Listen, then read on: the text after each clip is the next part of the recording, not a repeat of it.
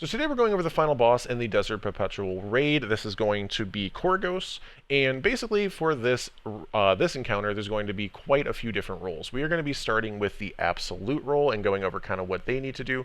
But at the start of the raid or at the start of any round, you're going to basically just need to kill the 3 hydras, and then you're going to get on the plates on each of the sides. Now, the main important thing you need to do as the absolute role is once you have this buff, you're going to want to find one of these little vex pools that you'll see here on the plate in a second, and you want to jump up on this plate with a couple of your teammates at the same time. That's going to give you the temporal oculus buff. Now, again, in terms of who's actually going to be needing to get this temporal oculus buff, that is going to be your 2 cyclical players, as well as at least 1 constant player. Again, that doesn't mean a whole lot at this current moment, but basically there's going to be some different roles that are going to be looking at these mines that we're going to show you in a second, and some of them are going to be able to see which mines are glowing, some of them are going to be able to see which mines are which color, and the only way you can actually do that as those other roles is with the temporal oculus buff. Again, we will show that in more specifics when we get to those roles. But your job as the absolute player, again, the person that gets the buff in middle, once you have this, is to look at this middle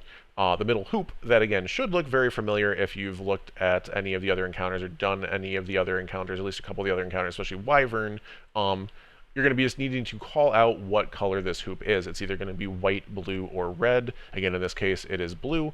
That's all you really need to do with this temporal oculus buff. Once you've done that, you've done your job, at least with that specific buff. And again, only the absolute player, the person that has the absolute temporality, is going to be able to see the color of this hoop.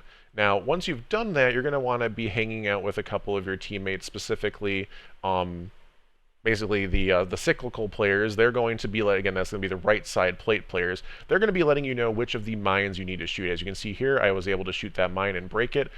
For me, I can't actually see anything from that. Basically what it's doing is it's creating chronons for your cyclical players to be able to pick up, and then once they get those chronons picked up, they're going to be jumping through the hoop in order to bank them. Very, very similarly to the Wyvern encounter, except there's obviously more steps that are going on here. Now, once they have jumped through the hoop, you're going to want to get the temporal oculus buff again, because the color of the hoop is going to change. You saw it quickly there that it was white, so again, I would call that out to my team, and they're going to let me know which mines I need to shoot next. Now, again, each role is going to have a different way to actually reset their timer of their main buff, that being the absolute, cyclical, or constant buff. For the absolute role, that is going to be shooting the mines, and again, assuming everything is going semi to plan, 1.5 minutes per mine to shoot shouldn't really be a huge issue. Like, you should never really be running out of time as the absolute buff. You shouldn't have any issues there. But just keep that in mind, that shooting the mines is what is actually giving you your reset timer. Only other thing you really want to pay attention to, again, kind of in between, you can help kill ads and obviously avoid the big beam from the boss, which we will show you again as well how to stop that in a different role, because you as the absolute person cannot actually stop that beam from happening. Again, the only things you're able to do as the absolute player is call out the color of the hoop and shoot the mines. And again, just as a reminder, you can only see the color of the hoop when you have that kind of Vex glowing buff, but you can shoot the mines as long as you have absolute. Now, just to show the absolute role in its entirety all at once, again, this won't make a total lot of sense until you've seen the other roles potentially, but basically once you get 6 of the chronons dunked through the hoop, you're going to be able to go up to the damage phase area. Everybody's going to be taking these platforms up, and the next mechanic, again, is going to be done by the absolute, constant, and cyclical players. When you get up here, I like to go left, but it doesn't really matter. You're going to see 3 oracles around this kind of pillar-looking structure. Your constant and cyclical players are going to be calling out either left, middle, or right. They should be seeing 2, so like one of them will call left and right, one of them will call middle and right, for example. You just need to activate the oracle of these 3 that is the same from both. So like if it was left, middle, and left, right, left was in both of those callouts, so you would activate the left side, or, any other combination of things. Once you do all 4 of those, the damage phase is going to start. Next, we're going to talk about the constant buff role. This is going to be the left side plate, and technically this role has 2 possible objectives. One is to stun the boss, which whenever he's doing his kind of giant beam attack, you're able to break the arms, which we'll go over a little bit more specific in a second. The other role is going to be the mine color caller, which that's what we're going to be talking about here. Again, just like before, you want to make sure that you come with your team for the temporal oculus. That's going to give you 20 seconds of being able to see the mines just like this. They're going to see the blue, white, and red ones. Your goal is to listen for the absolute call out and point out all of the matching mines. So in this case, it was clearly blue. That's why I'm shooting at the blue mines. You can also tell that, or see that I can't actually break the mines. That's not my job. I am just pointing out which mines are blue so that my teammates can confirm whether or not these mines are the ones that need to be broken, and then if they are, they're going to be broken by the absolute player. Now, one thing you can point out or kind of see from the footage here is if you do see, let's say, a blue mine, and your teammates aren't able to see it in time in terms of, it's not blue anymore now. It was blue for a second, but then I lost my 20-second timer. You can still kind of stay on it. It's not going to change colors. So if you already knew it was blue ahead of time, you can kind of stay on it, keep shooting it, and be like, hey, this one's blue. Is this one good to break? And if it is, again, your absolute player is going to break it, which again will show how you know if one is good to break in a second. That's going to be the cyclical player's job. But this is all you're doing basically as this role, as the color caller. Technically, you can have 2 color callers. I found it easiest to have just one person calling the colors. I feel like that allowing 2 stunners is actually kind of much more important, because that big beam that comes at you can only be stopped by people that are stunning, and again, to stun you do need the constant buff. So this role just being done by one person honestly kind of seemed the easiest, as long as you're pretty quick on the trigger and pretty good at about keeping track of the colors that are needed. And again, even if you do lose your temporal oculus buff, again, just like here, again, you can kind of point out which ones are which, or again, you do have the opportunity to get the temporal oculus buff again. It seems like you can get this buff twice per stun, so as long as you're not like really wasting it and just like having like one person try to go grab it, again, as long as you're as a team, everybody that needs the temporal oculus buff is coming together, you should be more than fine. So for this role, again, color caller, you're just pointing out which of the mines need to be or are the correct color from the absolute call out. Again, additionally, if you're kind of just in between or don't really need to be doing anything, as you saw there, I can also help shoot the arms of the boss to help stun, so that is a nice additional benefit of this role. So now for the other constant player's job, again, that's going to be stunning the boss. Just like before, you want to get the buff from the left plate. For this role, though, you do not need to be getting that temporal oculus. You do not need to worry about going onto those pillars whatsoever, unless, again, you technically could if you needed to help call out some of the colors of the mines. But again, your role is not really for that. Your role is whenever the boss does this giant beam attack, you need to break the 4 glowing spots around the boss. As you can see there, I broke the 2 on the left. Now we're working on the 2 on the right. Again, this is where potentially having 2 people is really helpful, because that attack is going to kind of target one player. So if you're on the side that you're getting targeted, very hard to actually hit those spots. But there, you can see again, if we go back again, it kind of is shooting on the left side of the map, and I'm over on the right side of the map. So it's very helpful if you do have 2 stunners here to kind of spread out a little bit, so that it's not, targeting both players that are trying to be able to actually break this. If it's because if both players are getting targeted, you're both right next to each other, neither of you can shoot it. It's just going to keep going, and that's not going to help anybody. Do also note again for this role that breaking the breaking the attack and breaking the arms is what's going to reset your constant temporality. This will reset constant temporality for anybody that has the constant temporality buff. So it's not like, you have to have different people shooting the arms or anything. As long as you break the boss, everybody is going to get that reset on that constant temporality. And again, that will also reset your pools that you can use in order to get the temporal oculus buff. Now, as I mentioned before, as you're going up to the damage phase area, both the constant team and the cyclical team is going to see the oracles up here. Slightly different. Again, you're only going to be seeing 2 oracles. So just showing you, a spot from the constant team here, you can see that only 2 of the oracles are actually in position. So you want to be calling these out. So like for the example here, it's left and right. The middle one's not there. So you'd call out left and right. Your opposite team, so in this case cyclical, would call out whichever 2 they are, and you just need to point out or call out or point out which of the 2 is matching. I like to shoot the one that's matching just to let my my absolute player know which one it is. But very simple. Again, go back through it one more time. There's going to be 4, so we'll just kind of show it and kind of point out which 2 they are each time, so you can kind of get a feeling. I like to line up from the center just to make it really obvious. So that one was middle and right. This one's going to be left and right. So I'd call it left and right, and then again point out which one was the same. This one's middle and right again. I'm shooting right because right was the same in this case. And then this one is left and middle, and I'm shooting left because left was the same. Again, when I say that quote unquote was the same. I'm just saying in terms of like, when I was actually playing this encounter, somebody else is calling out two other callouts, and we're just making sure we have the matching one. So super TLDR, for this role, I'm constant temporality. I call out 2. Somebody that has cyclical, they call out 2. We point out which one is the same. So lastly, let's go over the cyclical buff and role. And basically here, again, once you have the buff, you want to jump in the little Vex pool in order to get Temporal Oculus. And you'll immediately notice that some of these mines are glowing white. This glow is basically telling you which of the mines are quote-unquote real or active or however you want to look at it. And so there's going to be a kind of 3-step process between everybody on your team that needs to happen here. So we're going to pause really quick. The absolute player, again, we've already gone through the other roles, so this is going to where it kind of all comes together. Absolute player calls out the color of the hoop. The constant player calls out the color of the matching mine. So like, let's say this mine right in front of me here was blue, or the hoop was blue, and this mine right here was blue.